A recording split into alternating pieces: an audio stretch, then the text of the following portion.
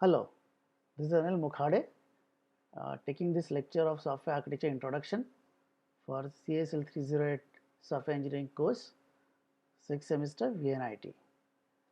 Uh, as you're seeing on this slide, we can see one picture here which is of Netflix data center. Now, before we begin this course or this lecture, uh, this is a story I would like to tell about this Netflix. The story of Netflix and uh, Amazon Web Services. A typo error had occurred to remove some servers, caused many servers down, but Netflix survived as it has built up its software architecture redundantly, taking advantage of different time zones world over for availability of active AWS. They had designed a tool called Chaos Monkey, which prepared them already for any such eventuality. So it was a robust architecture of Netflix which saved it. And whereas many other companies had to face those outages and were not functioning during that time. Now, what is this chaos monkey and all? We'll talk about that in our subsequent lectures.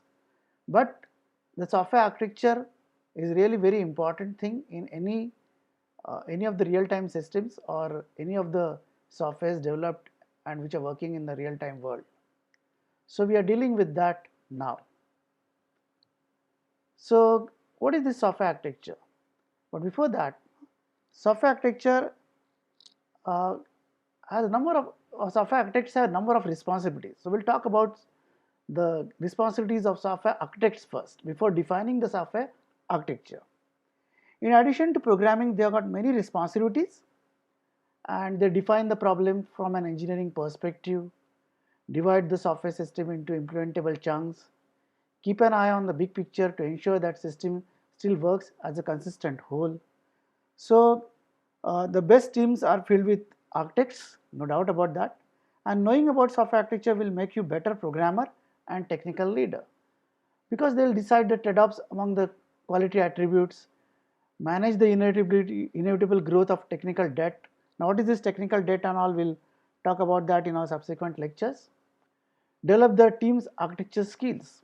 So this is what is basically job of the most of the architects. And on the path of becoming a software architect in your professional career, you must look at this engineering perspective in a better manner so that you will be able to understand the role of software architects in the larger system development. Now, what software architects do basically? They have got a unique positions in the team. They aren't project managers, but they have got a distinct set of responsibilities and they are seemingly at the center of everything. They decide when and how software is delivered. Architects design more than only algorithms and code. So their job is much beyond the algorithms and code. In fact, the code and the algorithms get shaped due to this architecture also. So most of us start our software architect careers focusing purely on technology, knowing how to program, design efficient algorithms, test that everything works, and deploy software are all essential skills for software architects too. Growing from programmers to software architects require you to accept some new responsibilities. So in the following slides, we'll look into what software architects do.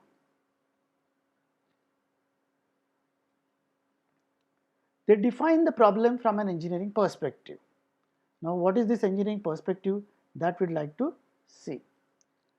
Everyone with a stake in software can help you to understand what is expected of it. We work with product managers, project managers, and other stakeholders to define business goals and requirements for software to be built. Product managers define the features. Now, this whole discipline of software architecture is human-centered discipline. We want to use tools that are most appropriate for work we are doing, the quality attributes that architects care the most. So these aspects are very important. Design constraints and features that might force the architecture down a specific path. So They define the problems with the architecture in mind, ensure you can build a system for everyone wants. So what are the drivers, engineering drivers, or the engineer's perspective which are driven, no? That we'll look into. Basically, it includes reviewing the barriers in using engineering tools, smooth collaboration with others in engineering cycle, and as few as possible errors and rework.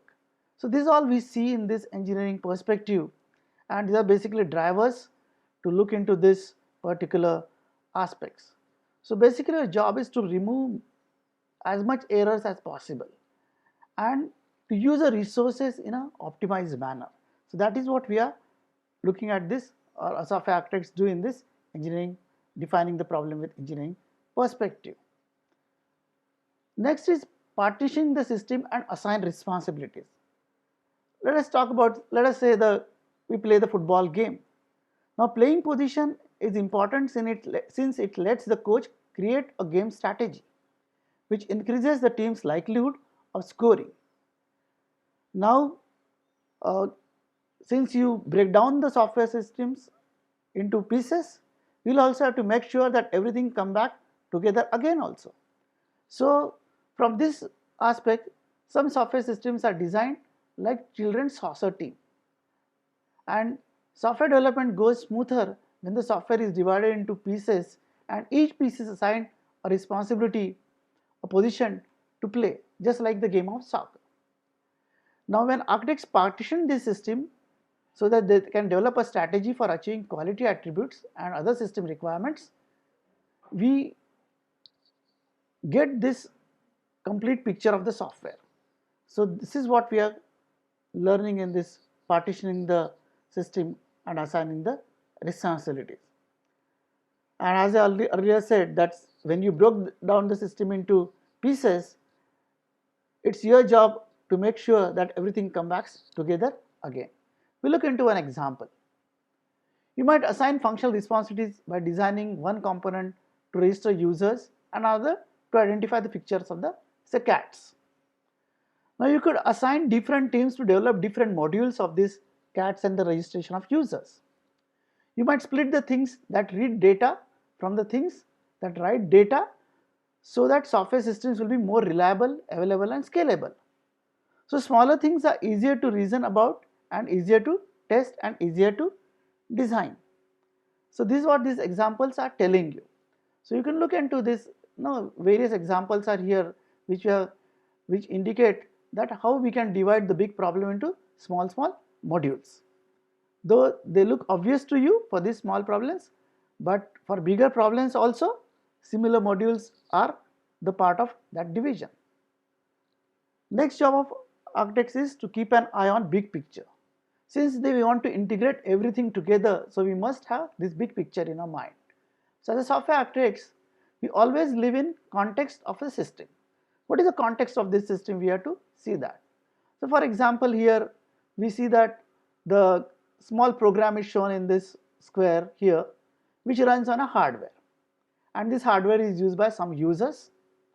Now what these teams are doing, software development teams, they develop these software programs under the direction of company, and company wants fun and profit from this, but users want fun and profit also, and this team also helps users so that they can get this fun and profit from whatever software you have developed, and this is how everybody's need is basically looked upon by the software architects. So ideally the software architects live harmoniously within this broader context. So for the architects understand the needs of every stakeholder of the system, that bigger picture helps them to understand the needs of everybody properly. So this is what this big picture has to be seen. So we see that they includes the users who interact with it, the team who builds it, the hardware it runs on, and even the purpose of developing the software in the first place. So architects deals with more than just technology. People's, processes, business needs, and many other technical and non-technical factors play important part in the final software system. Even a simple design decision can have far-reaching consequences that will be experienced by the software persons. Architects must look beyond a smaller neighborhood of design decisions and think about system as a whole. Software design is a constant struggle to find the right balance between the things you want and the reality you must accept. So you must also know these are the means you must think about and make the trade-offs in various decisions you are going to make. So what are the how do you decide the trade-offs among the quality attributes that we'll see in the next slide. Now code is that is not the quite right may include many other types of issues. These issues may be related to architecture, structure, duplication, test coverage, comments and documentation. Potential bugs may be there, the complexity of the code smells, no, that is some part of the code is not at all used, the coding practices and styles. So all these issues are to be looked into in this, and all these types or issues they incur technical debt because they have a negative impact on the productivity. So all these factors we see or issues we saw earlier in this discussion, these are all part of technical debt. So architect must identify the trade-offs and work with the stakeholders to decide which comprises make the most sense. Now software systems are never partitioned perfectly, that everybody must understand, and compromises mistakes are very common. So you have to look into these aspects, and as time progresses, you may understand something new about your application domain. You may now view the system, your initial architecture as having acquired the technical debt because of some new thing you see. So as you build a system, you will introduce technical debt into architecture. So basically technical debt can be defined as gap between your software system's current design and the design you need it to have so you can continue to deliver the value. So this is what the technical debt means. For example, the high availability is an important quality attribute for your stakeholder. Now you need your software to respond to 99.9% of the request. One way to promote availability is to introduce redundant elements. Designing for this simple but most purchase twice the hardware, you have to purchase twice the hardware, which doubles your cost. In this case, your traded cost to get higher availability. So basically you have to negotiate for higher costs to get the availability of the system and thereby increase the technical debt of the system. So this is how you have to look into this aspect of technical debt. How to manage this technical debt? So they basically architects also manage the technical debt. Software architects know the details about how the system is partitioned. So architects are in perfect position to manage the technical debt. They got an eye on big picture and guide how everything come together. They can measure the amount of technical debt by estimating the efforts required to close that gap. All softwares have technical debt, inevitable by product of success. So they can measure the technical debt by estimating the effort required to close that gap. Software development teams use technical debt strategically to ship faster. They want to deliver the product faster, so they use this technical debt strategically. Regular pay debt down so that they can continue shipping value over time. So basically the product continue to have this value over the period of time, and therefore they have to play the debt down. Now they make the technical debt visible and help stakeholders decide which actions to take to manage it. Now this is another decision they have to take to manage this technical debt. So these are all things one has to learn in this while dealing with the software architecture. They grow the team's architecture skills. Basically you have to look into how you are going to grow the team's architecture skill. So no use in designing an awesome architecture that nobody can understand, that you must understand. So architecture design is a social activity basically. So software architects are teachers and mentors for their teams. Their responsibility is to share knowledge with the teams so that they can successfully develop an amazing software system. Skill development is crucial to your team's success. So teach design skills and architecture concepts just in time. Just in time in the sense that whatever are required at that instant of time. Pair design with teammates. Now pair design is one concept. Create documents that educate and inform. Share the constructive criticism or feedback whatever is coming up for the various designs you are involved in your products, software products. Now growth of teams architecture skill is to include them in the design process. So basically the whole design will include all these things in the long run. So we have seen that what software architect's job is. Now we'll look into what is software architecture exactly. Okay, so they're basically a set of significant design decisions about how the software is organized to promote desired quality attributes and other properties. This is very important. You must understand that ultimately software architecture helps you to take certain decisions which are crucial for your product development and ultimately delivery of the product and running of the product. Design decisions must be significant for any number of reasons. There may be n number of reasons for those design decisions. There may be commercial decisions, there may be some technical decisions, there may be some economic decisions. So they can be anything related with your product or development. It might represent a point of no return or influence quality attributes, schedules or costs. So this is very important from the point of view of any product. Significant decisions might be one that affects many people or forces other software systems to change. So basically they are related with the change they are going to bring into the software developmental process which is going on, and one has to be ready for handling this change. Significant design decisions are costly to change later if you get them wrong. This is most important. So the more you are aware of your design decisions early, and the better you are able to change them at that instant of time rather than late, and this is what the software architects help you to understand. When architecture is well organized, it will boost the quality attributes stakeholders want. Now what are these quality attributes and all, we'll look into at later point of time. They downplay or eliminate the quality attributes stakeholders don't want. So whatever quality attributes we want to promote, we should bring them forward, and whatever quality attributes we don't want at that instant of time or for that particular product, we should not unnecessarily, we should downplay them. That is what the software architects do. So right architecture for the job will let you ship on time, on budget, and without requiring too much overtime. So we'll try to define what is software architecture essential, and that is what we are going to do in the next slide. So define essential structures. Now what are software structures that we'll look into in the subsequent lectures on architectural patterns. But software has a structure. A structure defines how a software system is arranged.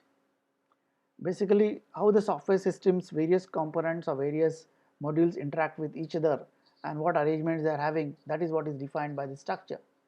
Structures are in the code you write, the software you run, and even your collaborations with other people report. So this is what the structure is, very important element of any software architecture. To create a structure, take any element and connect it to another element using a relation. So basically structure is composed of some elements and their relationship with other elements. This is what the software architecture brings forward. Elements are fundamental, and they are basically building blocks of software. The relationships describe how elements work together to accomplish some task. So what a task the software is achieving, it is done through certain relationships with the elements or between the elements, and this is how this software architecture works. Think of elements and relations like bricks or mortars for the software. So they are working as a bricks and mortars for software. Okay. One builds architecture using three types of elements and relations. So there are three types of elements and relations broadly. These three types are modules. You must have heard this word module quite often. component. This word also quite often you must have heard, but there is a confusion between module and component, or they are interchangeably also used. Then there are something called as connectors and components and connectors, C&C for short, and then allocation. Now to create a structure, combine these elements and relationship of same type. For example, modules, certain elements are examples of this module. One are class, package, layer, stored procedure, module, configuration file, database table. These are all constitute the module part. And the relationship between them, like we use classes, we use packages, we are allowed to use stored procedure, or configuration file, its working depends on certain factors, or database files depends on certain kind of structures. So all these are examples of module structure. Then components and connectors. Now in this we have got examples like objects, connections, thread, processes, tire or filter. So these are all elements which basically constitute the components and connectors. And examples are, we call objects, or subscribe particular process, or pipe, we use pipes, or publish, or return. So these are all examples of relation which the components and connectors are basically enjoying. Then allocations, some examples are servers, sensors, laptop, load balancer, team, Owen a person, is the name of the person, or Docker a container. So these are all allocation. Like Docker is allocated with certain kind of elements you are going to launch in your through your product. Now examples of relations for allocation: runs in or on, responsible for, develops, stores, or pays for. So these are all examples. Elements are basically serving such kind of relations for allocation structures. Now module structure exists at the design time only. When you are designing the product or any software program or any software project, it is divided into modules at the design time. You interact with the module structure when you write code, and module structure live on file system and stick around even when the software is not running. So we already seen this example. So these are this module structure is to be seen. Component connector structure come into existence at runtime. So whenever the software is running, that time these components and connector structure, they come into existence. So whenever there is some diagrammatic representation of your running of the software, that time these components and connectors are shown. At runtime, components can create connections to other components. So whenever runtime, some component is executing, and that component can establish a connection with other component, and this is how it is indicated on in the document or in that diagram. They spawn a new process or instantiate a new object. Unlike module structure, components and connector structure cease to exist when the system is not running. So as any dynamic program is there, the components, they come into existence and they are basically they die down. You might only know a component and connecting structure existed from artifacts is left behind, and such as log file or database entry. So whether that particular component has executed or not, you'll be knowing it from your log file or your database entry. So this is very important from the for the component structure and understanding of the component structure. So whenever the component structure has executed or not, you'll be knowing it only from the log file or what a database entry has been made by that particular component and the connecting structure established with that component when it was running. The allocation structures are created by showing the how the module and the component character element correspond with each other and the physical element that exists in real life. So sometimes called as mapping structures, since they show how different elements map to one another. Now allocation structure helps us to answer questions like, does an element run on a client machine or a server, which teams are building which parts of the system. So this is how these relationships can be understood from the allocation structure. Okay. So I hope you must have understood what is modules and what are components and connectors and what are allocations in any software architecture. Now, are components and modules different things? Yes, technically component is a different concept from a module. Sometimes this precision is in language is very important. Using term with specific meaning to describe something general can create confusion. So arguing about semantics is not the best way to get your ideas across. So your ideas will sometimes get better mileage by adapting your language so that others understand you. Different kinds of structures are useful for thinking about different properties you want in your system. So word module and component are used interchangeably and in different contexts. Module refers to a design time element. Component is a runtime idea.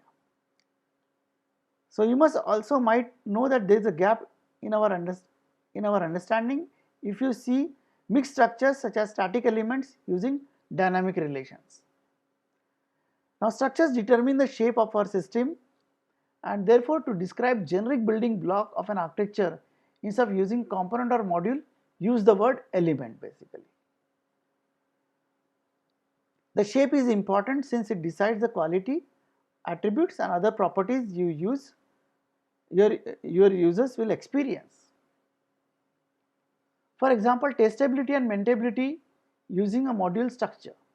Now these are two quality attributes. A component and connecting structure helps us to think about runtime concerns such as availability or performance. These are again quality attributes. So these are these components and modules are incorporating these quality attributes on a different phase of the lifetime of a particular software.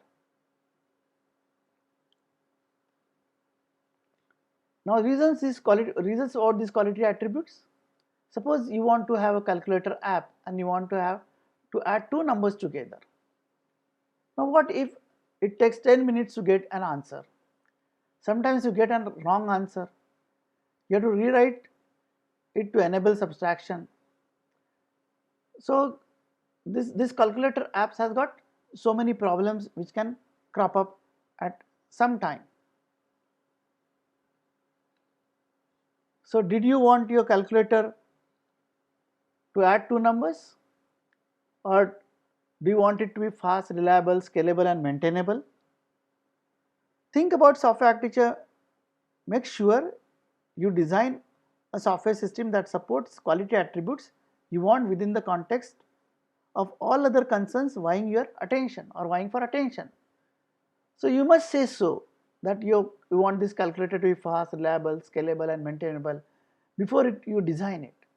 If you hadn't asked about these quality attributes, you might have designed the wrong systems altogether, or we might have designed a poor calculator. A quality attribute is an essentially visible characteristics by which stakeholders judge a software system's goodness. Some examples are scalability, availability, maintainability and testability. We have already seen these. Quality attributes make your software unique. So this you must understand. The circumstances of every systems are different. Different team, different budget, different market conditions. No two architectures will ever be the same even if feature sets are identical. So this you must understand. Some questions like how many users are going to use software, how much data will be processed, what are the expected response times for function. So all these questions they come up. The above questions fundamentally affect decisions about hardware technologies or tools to be used, system architecture, algorithms, etc., which will be coming up. So all these things are included in software architecture. So with this introduction lecture, we have finished with the what are the duties or what is the job of software architecture and what software architect and what is software architecture at a very elementary level we tried to understand. All these are taken from book Design It from Programmers to Software Architect by Michael Killing, The Pragmatic Shelf, Raleigh North, and some portion is taken from Introducing Netflix and Cloud Computing Technology from a web reference. So these two references are used for this particular lecture. This lecture is essentially for your project development, which are the project which are taken for your mini assignment, mini project assignment, which is given to you as a part of this software engineering course CSL 308 for this semester. You'll start understanding or start making up your software architectures now. I'll try to give 2 or 3 more lectures on this software architecture up to the software architecture patterns, but you start designing about this your software architecture right from now. Some of you already might have done this job or already might have started working on these aspects. And with this, we end this lecture. Thank you very much.